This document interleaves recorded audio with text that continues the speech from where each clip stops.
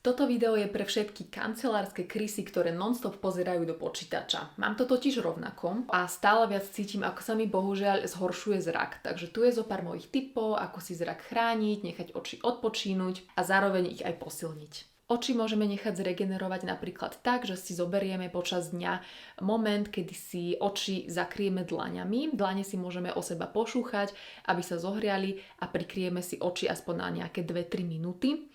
No a v tejto absolútnej tme sa očné svaly veľmi pekne vedia zregenerovať. Ďalší trik sa týka zvlhčenia očí, pretože pri práci za počítačom majú oči tendenciu byť suché. A trik spočíva v tom, že si urobíme čaj alebo nejaký iný horúci nápoj a páru z tohto nápoja si necháme ísť trošku do očí. Samozrejme treba dávať pozor, aby to nebolo príliš horúce.